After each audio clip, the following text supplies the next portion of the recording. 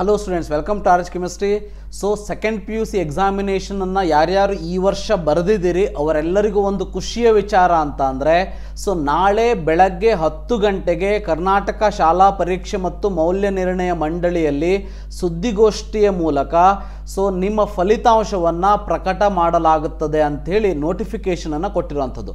ಇದು ಇನ್ನೂ ಕೂಡ ಅಫಿಷಿಯಲಿ ಬಂದಿಲ್ಲ, ಬಟ್ ಪೇಪರ್ನಲ್ಲಿ ಅಂದರೆ ಇವತ್ತಿನ TVಯಲ್ಲೂ ಕೂಡ ಪ್ರಸಾರ ಆಗ್ತಾ ಇದೆ, ನೀವು ನೋಡ್ಬೋದು. ಅಂದರೆ ಅಫಿಷಿಯಲಿ 100% ಆಗಿದೆ, ಆಗ್ತದ ಅಂತ ನನಗೆ ಅನಿಸ್ತದೆ. ಯಾಕಂತಂದರೆ ಇಷ್ಟು ಕ್ಲಾರಿಟಿ ಇಲ್ಲದೇ TVಯಲ್ಲಿ ಡೈರೆಕ್ಟಾಗಿ ಕೊಡೋದಕ್ಕೆ ಸಾಧ್ಯ ಆಗೋದಿಲ್ಲ. ಇಲ್ಲಿ ಕೂಡ ನಾನು ನಿಮಗೆ ತೋರಿಸ್ತಾ ಇದ್ದೀನಿ, ಏಷ್ಯಾನೆಟ್ ಸುವರ್ಣ ನ್ಯೂಸಲ್ಲಿ ನಾಳೆ ದ್ವಿತೀಯ PUC ಫಲಿತಾಂಶ ಪ್ರಕಟ ಅಂತ ಕೊಡ್ತಾ ಇದ್ದಾರೆ. ಸೊ ಡೆಫಿನೆಟ್ಲಿ ನಾಳೆ ನಿಮ್ಮ ರಿಸಲ್ಟ್ ಅನೌನ್ಸ್ ಆಗ್ತದೆ.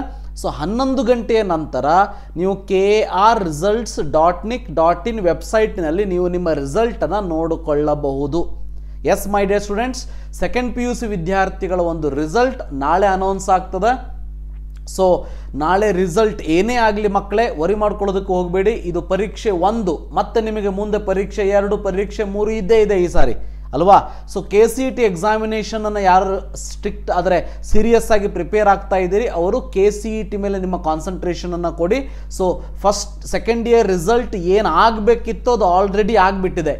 ಅದು ನಿಮ್ಮ ಕೈಯಲ್ಲಿ ಆ ರಿಸಲ್ಟ್ ಯಾವಾಗ ಇತ್ತು ಆವಾಗ ನಿಮಗೆ ಅದನ್ನು ಮಾಡ್ಕೊಳ್ಳೋದಕ್ಕೆ ಚಾನ್ಸಸ್ ಇತ್ತು, ಇನ್ನೂ ಉತ್ತಮ ಪಡಿಸ್ಕೊಳ್ಳೋದಕ್ಕೆ. ಈಗ ಆ ಚಾನ್ಸ್ ಇಲ್ಲ. ಅದಕ್ಕೆ ಈಗೇನು ಬಂದಿದೆ ಅದನ್ನು ಎಕ್ಸೆಪ್ಟ್ ಮಾಡ್ಕೊಳ್ಳೋದು ಅಷ್ಟೇ ನಮ್ಮ ಕರ್ತವ್ಯ. ಓಕೆ, ಸೊ ನಾಳೆ ಬೆಳಗ್ಗೆ 10 ಗಂಟೆಗೆ ಸುದ್ದಿಗೋಷ್ಠಿಯ ಮೂಲಕ ರಿಲೀಸ್ ಆಗ್ತದ, 11 ಗಂಟೆಗೆ ಈ ಒಂದು ವೆಬ್ಸೈಟ್ನಲ್ಲಿ ರಿಲೀಸ್ ಆಗ್ತದ ಅಂಥೇಳಿ ಬಂದಿರುವಂಥದ್ದು. Yes my dear students, all the best for your result. So thank you, have a nice day.